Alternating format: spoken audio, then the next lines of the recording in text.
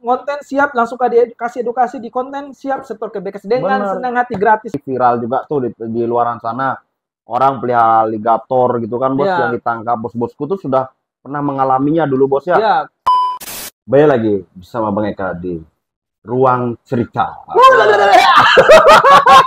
Cerita apa nih Bang? Cerita mitos dan gaib, bro. Gaib ya. Dulu kita dari alam jin ya berdua ya Bang. Betul. Jadi kita sering menantang Dede Inon dulu. Dede Inun ya gila. Dede Inun sekarang sukses lupa kita Bang. Jadi gini teman-teman. Hari ini kita akan membahas tentang keseriusan dan kesejahteraan gitu. Jadi buat kalian yang pengen lihat ikan, silakan nonton konten yang lain. Karena kita akan pembahasannya di sini cukup serius dan fatal. Jadi tetap di Ruang Cerita.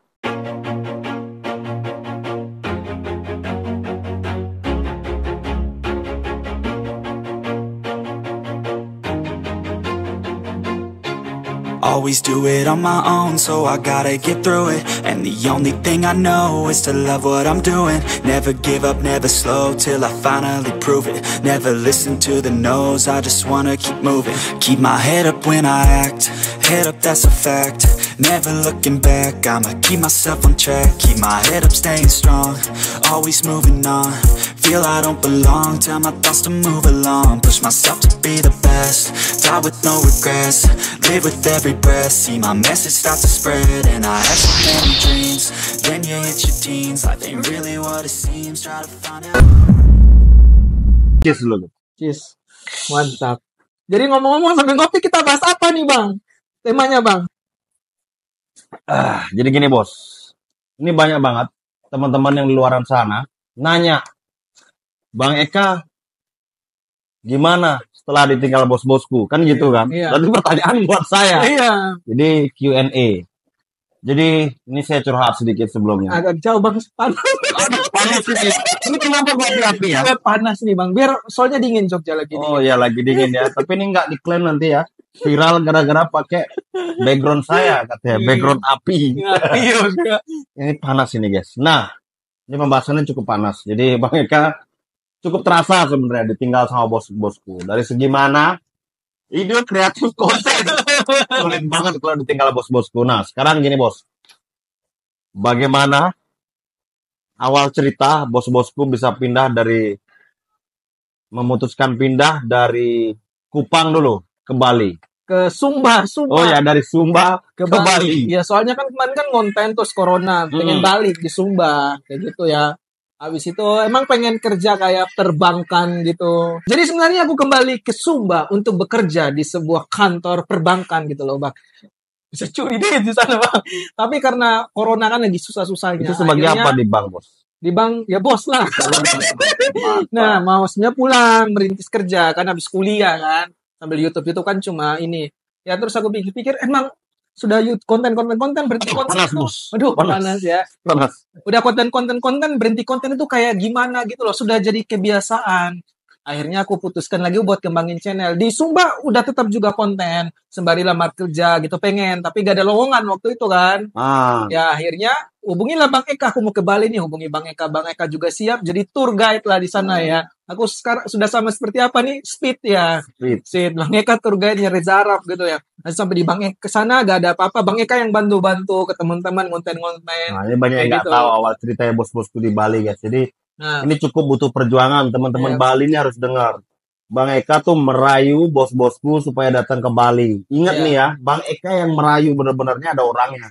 Bos datanglah ke Bali. Saya jualan ikan. Saya punya banyak ikan cana. Saya bilang seperti itu kan. Saya banyak punya ikan pibas. Bahkan di awal-awal itu kita borong-borong pibas. Harga juta-juta bos ya. Sampai Bang Eka ngebreed waktu itu habis belasan juta nggak ada hasil. Udah gak ngebreed. Tapi bersyukurnya apa? Di Cana memang gagal. Tapi di kehidupan Bang Eka punya tiga batch bos. 3 batch. Iya. Apa itu? Anaknya kan di Cana 0 batch. Di kehidupan ada 3 batch. Nah terus setelah di Bali tuh bos. Kan berkembang banget bos. Konten ide juga kan ada Bang Eka nih teman berpikir. Terus konten Bang Eka juga mulai YouTube juga ya. Mulai YouTube. Nah, waktu itu emang YouTube lagi berkembang karena corona kan, orang di rumah semua kan bos ya. Nah, akhirnya aku ketemu pas ini setelah corona itu Bang Giovanni Suendri. Oke. Waktu itu dia lagi endorse produk kan. Ada nih tolong endorse produk nih 5 juta nih sebebasmu. Berapa kali lah aku percaya bos-bosku. Setelah habis endorse, aku nanya lagi, Bang Gio, ini jadi nggak lanjutin endorse-nya? Enggak. Tahun depan itu resesi. Dia langsung resesi. Kayak gitu. Mulai dari itu, dari YouTube, aku mulai dengan perpakanan. Pakan jalan, mulai jalan, aku mulai rasa Tapi resesi. sebentar bos, ini saya cut dulu. Ya. Jadi di Bali, awal mulanya, bos-bosku nih teman-teman, memulai semuanya, bahkan jargon-jargon itu, cicilan aman, lancar, istri masih di rumah. Di Bali. Itu ketemu di Bali teman-teman. Bareng Bang Eka kan, tambah gila kita di Bali. Iya, jadi bos-bosku itu sempat juga cerita, dia ngasih nunjuk kontennya dulu. Bos-bosku kalau ngomong sama orang apa bos? Beliau. Halo beliau, kaku banget gitu dulu. Iya. Tapi bos-bosku juga karena dulu takut ketemu sama orang. Nah sekarang kan lagi viral juga tuh di luaran sana. Orang pelihara aligator gitu kan bos yang ditangkap. Bos-bosku tuh sudah pernah mengalaminya dulu bos ya. Iya, pelihara piranha di tangan BKSDA. Itu dulu di Jogja. Nah sebelum kita alih ke loncat ke Jogja, bagaimana nih tanggapannya bos-bosku tentang penangkapan kakek-kakek itu bos? Kakek-kakek kayaknya BKSDA salah ambil kebijakan ya menurutku ya. Kayak lucu aja gitu orang pelihara aligator terus langsung dipenjara 5 tahun karena adanya aligator sampai sekarang itu berkat ketidak kuat pengawasan BKSDA. Ikan sudah tersebar semua baru bikin peraturan. Emang bagus mencegah, tapi kalau mencegah bukan di pedagang. Coba deh bapak-bapak BKSDA jualan aja deh di pasar jadi penjual gitu. Jual makhluk hidup itu sering mati. Bang Eka kan sering mati-matikan. Untung saja belum tentu untung. Boncos ya. Kayak gitu. Apalagi air lagi gak bagus-bagus. Jadi kalau pedagang, dia akan menjual apapun yang penting laku agar anak istri mereka makan di rumah. Itu paling penting. Itu harga diri laki-laki. Benar banget. Masuk penjara pun dia akan jual. Walaupun itu ikan sudah invasif selagi banyak yang pelihara.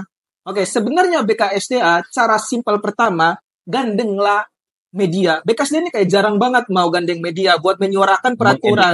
Mengedukasi itu lewat media. Gandeng aja media juga dengan senang hati membantu BKSDA. Apalagi kayak kita media, wah ada negara nih mau ini edukasi kementerian. Senang, ngapain tidak mau gandeng media. Kita ini gitu juga anak bangsa ya Bapak ya. Kita ini anak bangsa juga yang butuh juga disupport. Support itu nggak secara materi aja, moral. BKSDA-nya hampir sama kayak Kominfo lah gitu. Dia mau kebijakan, dia pengen bersuara sendiri, belum tentu orang dengar semua. Benar. Kan? Terus yang lucunya bos, ini kasus ditangkap karena menjual atau karena memelihara? Memelihara. Nah ini loh.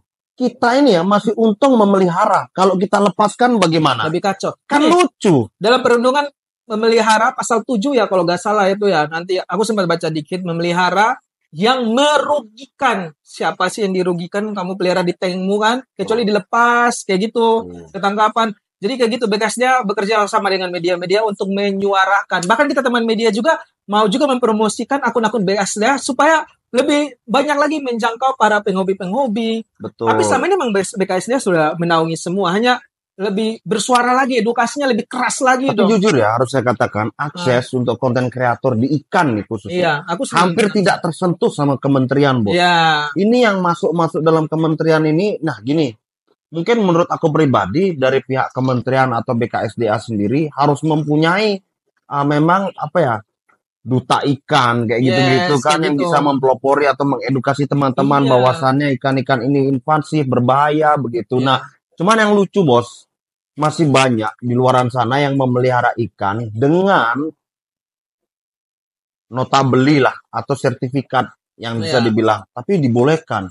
Walaupun itu ikan yang benar-benar invasif, contohnya kayak arapaima, apalagi ikan-ikan yang sudah dilindungi kayak arwana, kayak gitu kan. Jadi kan memang kita tuh harus mengedukasi dari pokok akarnya. Jadi kalau kita mau membakar tikus itu jangan membakar rumahnya, tapi tikusnya yang diusir kayak gitu. Kalau dibakar rumah-rumahnya juga kita yang ikut gosong bos gitu. Jadi orang yang penyetok di pasar-pasar siapa, mungkin ada breedernya siapa, ya itu mungkin digaskan di situ aja.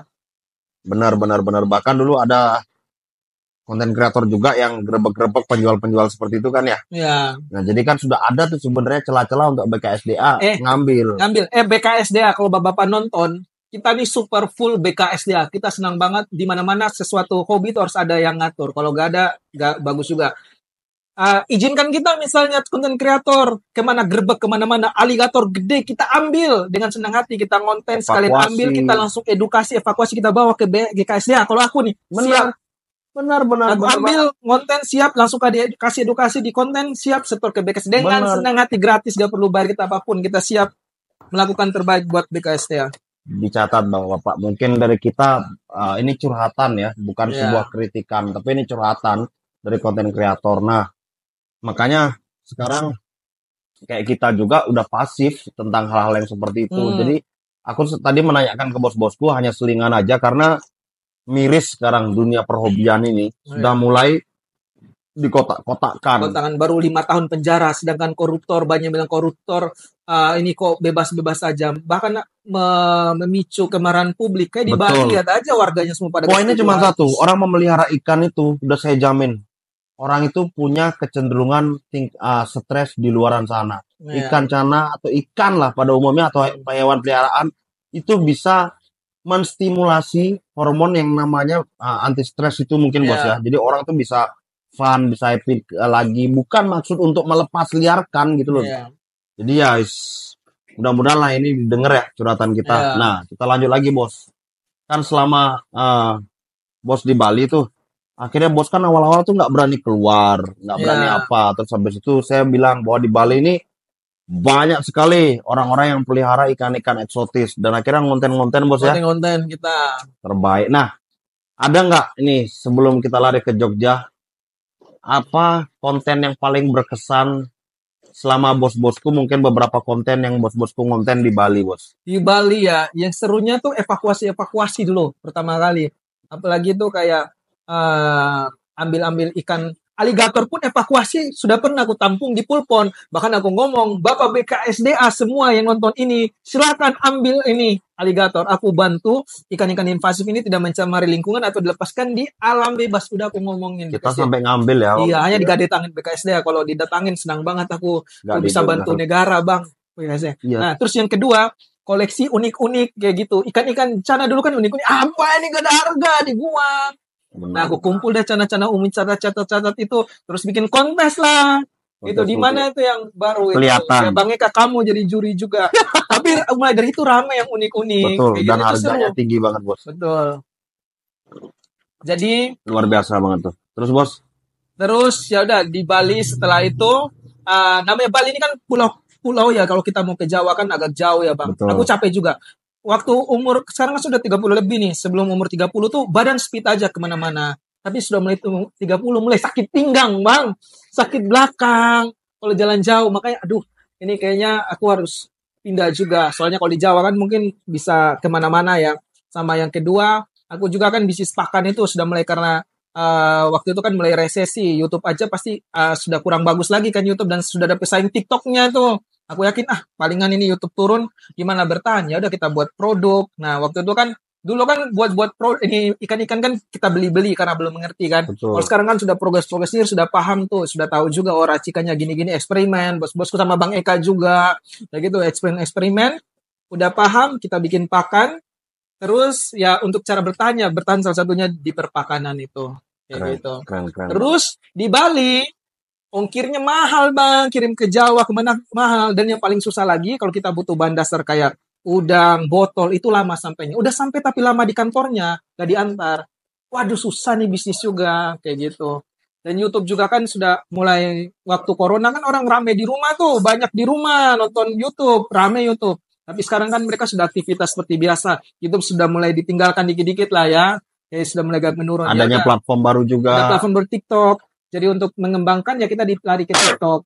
Nah akhirnya aku pindah juga ke Jogja lah. Ongkir kemana-mana lebih murah lah. Sekarang kan peningkatan penjualan lebih naik lagi. Karena kirim kemana-mana murah Bang. Akses yang dicari sama bos aku pindah ke Jogja. Cuman di sini mungkin banyak yang nggak tahu ya.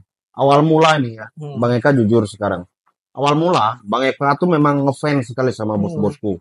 Bahkan ini bukan karena ada bos-bosku di depan Bang Fis, mungkin di depan Mas Sansan, Mas Hani, atau di depan teman-teman yang lain, konten kreator ikan yang lain. Pertama, Bang Eka tuh nonton, inget banget waktu itu zamannya mau Enam atau Eza Vlog. Terus habis itu Bang Eka nontonnya bos-bosku. Jadi Bang Eka memang ngefans sama bos-bosku karena Pibas waktu itu. Bukan justru karena Cana. Waktu itu bos-bosku ada yang thumbnailnya yang ada gambar Edukasi bocil, Pibas. pakai bocil, harga-harga bocil, harga Pibas. Terus aku diserang waktu itu gara-gara Pibas Salah aku ya? bilang 350. Kan aku kan cuma baca artikel terus bikin konten pada intermedia pusat. kalau nggak salah ya. Enggak, ini yang gede nih. Temensis 350 pada dikomplain kayak gitu ya. Mungkin kan sebelum corona harganya mungkin di bawah gitu atau gimana ya mungkin ya. Jadi memang harganya kan tuh fluktuasi. Sekarang kan turun lagi 350. Betul. Emang sensitif kalau di dunia Pibas. Kalau misalnya harga tuh katanya sensitif. Di Cana aja sih yang nggak ada. Lu mau gimana terserah lu. Di Cana tuh enak bang. Ya tapi memang sebenarnya pada dasarnya hobi itu teman-teman itu fluktuatif. Tergantung kalian. Sekarang pasarannya harga 100. Tapi kalau kalian suka dan ikan itu punya chemistry atau punya keunikan tertentu, kalian mau jual ratusan juta juga bisa. Bahkan ada kan beberapa teman-teman kita yang jualan ikan YS ratusan juta. Ya gitu kan banyak nggak satu dua orang. Kalau harga nih susah sampai sekarang pun kalian bilang kayak ini Cana nih harganya berapa? Aku bingung, tergantung. Kamu jual ke siapa yang mau beli, dia pengen apa enggak, ke chemistry banyak kan yang nanya, bos kalau pasaran ikan kayak gini gimana, berapa gitu kan. Ini bukan kita nggak mau jawab, kalian mau jualnya berapa gitu kan. Tergantung keadaan juga, kalau BU bisa murah banget kan gitu. Nah terus kemudian bos, ini poinnya. Setelah pindah ke Jogja, bagaimana perkembangan dunia perkontenan dan percanaan khususnya untuk bos-bosku? Karena di Bali sendiri saya merasakan bahwasannya sangat terasa banget. Tim yang ada di Bali, Gianyar dan Bang Eka sendiri dan teman-teman sekarang mulai kemana-mana sudah. Bang Eka nggak tahu nih ya jelasnya mereka main kemana. Cuman mereka nggak fokus lagi gitu loh. Karena ada beberapa yang memang bukan pindah hobi tapi mencari kesenangan di hobi yang lain. Gitu. Jadi kurang fokus di Cana. Kalau teman-teman Bali memang berasa banget. Nah kalau bos-bosku setelah di Jogja ini gimana? Perkontenan dan percanaan. Kalau perkontenan ya, kalau di Jogja aku lebih lari ke YouTube, ke TikTok. Atau short ya? Ya, TikTok sama short. Jadi aku upload di TikTok, aku upload di short kayak gitu. Facebook juga ya bos? Facebook juga. Jadi emang tidak fokus YouTube lagi karena user terbanyak sekarang TikTok. Betul. TikTok lagi ramai banget. Aku cuma menyesuaikan dengan konsumen itu lagi di mana. Jadi kayak gitu. Di TikTok itu ramai banget penontonnya. Kayak gitu ya Bang, live, apa-apa sharing-sharing enak banget. Terus aku juga sering sama Bang Eka kalau lagi live. Ada yang mau bertanya naik ke atas itu seru. Dan emang player TikTok itu bagus. Makanya banyak yang jual live ikan-ikan lewat TikTok. Nah dan juga emang lebih ke TikTok sih, kayak edukasi apa yang lain ada di Bos-Bosku Store. Kalau aku bikin cerita komedi lucu-lucu itu di Bos-Bosku kayak gitu, Fransapen. Karena komedi itu untuk menarik orang-orang baru gitu. Nah itu juga hasilnya dari pesanan pakan naik juga, perpakanan mulai naik. Kemarin ikut kontes, meledaknya di kontes door prize, juara 1 si challenge super GC sampai GC sampai super GC itu tambah rame dah sampai sekarang kayak gitu sih. Jadi luar biasa ya bos ya. Untuk percanaannya gimana? Percanaan sebenarnya lebih banyak yang baru. Jadi kalau teman-teman bilang sepi, kita hanya temanan sama orang lama aja. Orang baru nih banyak. Banyak penghobi baru. Banyak orang-orang yang lama nggak berani kontes mulai bermunculan ikut kontes. Dan juga orang penghobi ikan-ikan rare banyak. Jadi gini, kalau kita bilang sepi, banyak juga yang bilang, ya emang sepi. Sebenarnya enggak. Dia akan bilang kita sepi supaya kita berhenti, dia nikmati pasar di situ. Dengerin tuh. Memang di belakang layar ini banyak yang masih cuan gila-gila. Hanya kita nggak tahu aja cuannya gerak kemana. Dengerin gitu. Jadi kalian tetap harus semangat, harus tetap membuat dinamika percanaan ini terus naik turun gitu perlu kayak gitu, dan membuat hal-hal yang baru di dunia percanaan. Nah terus habis ini bos, gimana pandangan bos-bosku tentang ikan cana di tahun 2025 nih? Karena kita udah mau memasuki akhir 2024. 2025 ya. Kalau untuk saat ini sih aku lihat ya pasar lebih kencang sih lagi di Auranti ya. Untuk BBM kayak Auranti tuh masih oke banget ya. Bahkan kalau menurutku untuk perencanaan ini masih tunggu gong lagi, boom lagi. Mungkin nanti kayak keluar baby bakal gitu, pasti rame lagi kayak gitu. Nanti kelas baru pun akan dibuka terus kayak gitu. Pasti ada regenerasi hal-hal baru, hal baru. Hanya sekarang mungkin belum ketemu gongnya ya. Tapi aku yakin ada suatu saat lagi sesuatu yang mendongkrak Cana. Karena gak akan pernah mati lah untuk perencanaan ini. Dengar itu teman-teman. Terus untuk arahnya, cara ini arahnya kemana bos? Lebih ke display atau lebih ke kontes atau lebih ke hanya apa ya? Kebarbaran ikan lah kita bilang. Iya ya. Ini tergantung sih ya. Kalau kontes pulih lagi kembali seperti normal lagi ya, mungkin kontes akan rame lagi ya. Kalau kontes sekarang kayak masih sudah jarang-jarang, aku lihat sini sekarang ya lebih ke display ya, orang lebih ke display ya. Nyaman di mana bos-bos kontes sama display? Lebih nyaman di display sih aku. Karena orang sayang ikannya sayang apa adanya, ikan gak bagus punya tetap pelihara, yang penting jadi teman di rumah. Kalau standarisasi kontes lagi boom, emang boom, tapi orang cari ikan yang bagus-bagus aja yang biasa. Benar. Dulu Cana boomnya boom juga, itu ya karena orang display ya bang. Benar. Pengen koleksi macam-macam Cana, full, kayak gitu. Dan asumsi bos-bosku ini ya, bukan hanya sekedar asumsi teman-teman. Bahkan ini sebelum konten ini tayang, ada beberapa konten di belakang, kalian boleh lihat, itu teman-teman yang Bang Eka yang di Jawa Barat, dia tuh nggak jual simet, nggak jual kontes untuk Auranti, yang penting high fin. Speknya display. Betul. Untuk Cana Maru batik. Tidak simet. 100 juta tidak simet. Nah, makanya perkontesan itu adanya perlu.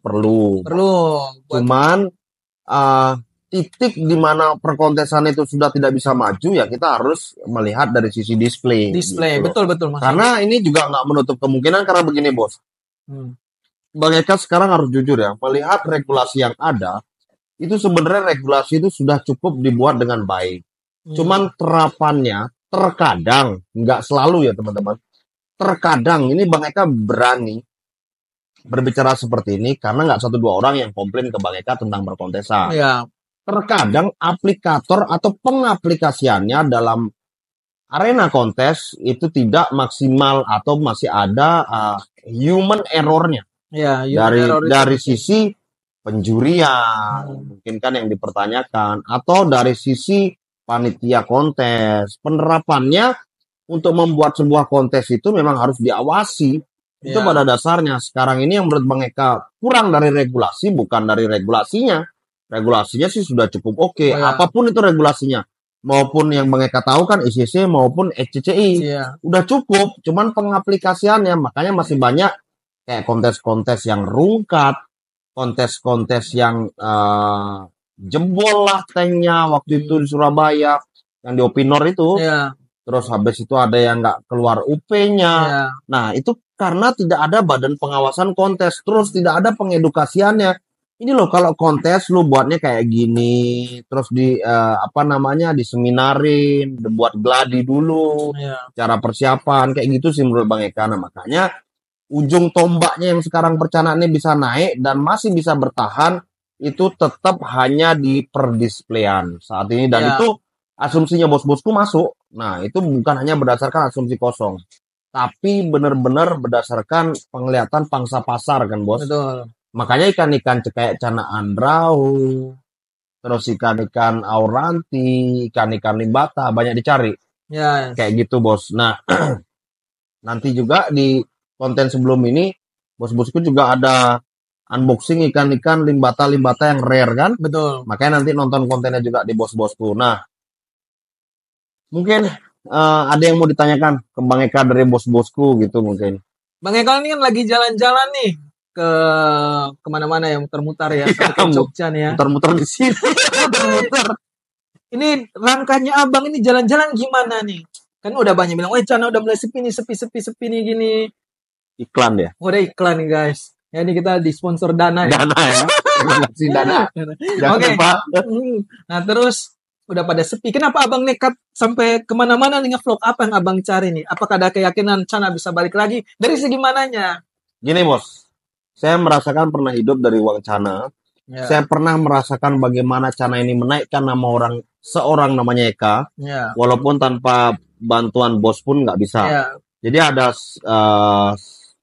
sinkronnya ke sana, ada yang menjembatani lah istilahnya. Nah, tapi ini bentuk mungkin awalnya Bang Eka berpikiran bahwa ini bentuk dedikasi terakhirnya Bang Eka di Cana.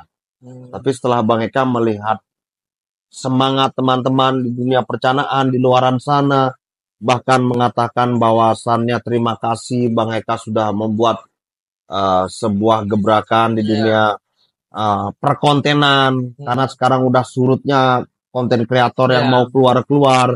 Ini jujur harus Bang Eka katakan, kenapa konten kreator tidak mau keluar? Karena kalian nggak mau nonton dengan rapi. Rapi itu apa? No skip, terus habis itu benar-benar nge-share, ngebantu, terus excited dengan konten-konten. Kalian sekarang kan lebih senang yang joget pargoy begini, anjay. Makanya konten-konten ini Bang Eka agak resapi dengan beberapa podcast atau ruang cerita, di mana ini berbagi kisah, cerita, dan sharing pengalaman kita tentang dunia percanaan. Dan banyak di belakang sana kemarin kayak di CSS, di Beli Dharma, di GDP, banyak lah kalau disebut di Jawa Barat. Dan ini adalah salah satu bentuk dedikasinya, rasa terima kasihnya Bang Eka atas Cana. Nah, kalau Cana memang sudah tidak bisa diperjuangkan, karena begini, Bang Eka hanya bisa berjuang, Bang Eka hanya bisa berusaha, hasil tetap pemirsa yang menentukan kan bos. Adapun hasilnya nanti seperti apa, kita kembalikan ke teman-teman. Kayak gitu sih bos. Nah, terakhir bos, saya yang balik tanya, harapan bos-bosku untuk dunia perikanan lah, nggak usah percanaan, karena kalau percanaan segmentasinya terlalu sedikit. Iya, jadi untuk dunia perikanan, keep ikan itu jangan ikut-ikutan dah. Kalau emang kita suka ikan, ya udah dipelihara aja, ibaratnya gitu. Jadi ada orang yang pelihara ikan sekarang hanya pengen ikannya bagus, ikut kontes kayak gitu. Ikannya bagus-bagus, malas berhenti. Sebenarnya kembali lagi konsep kita nih pelihara ikan karena kita sayang ikan.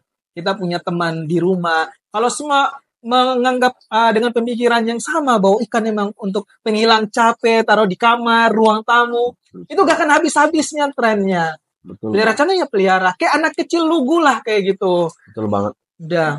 Bahkan bos-bosku mengawalinya dengan ikan-ikan yang barbar ya. Iya, ikan yang barbar kayak dulu gitu. Masih ingat siapa namanya? Caca ya? Caca. Jadi aku memang suka ikan-ikan barbar ya, kayak ikan barbar punya sebagai, maksudnya dari aku sebagai pengkoleksi sih misalnya basicnya. Jadi justru mau zaman gak zaman, mau rame gak rame, bodo amat, pelihara aja, senang aja. Justru bahkan Bang Eka sedikit merusak karena Bang Eka bilang, lu harus kontes dulu gitu. Ya.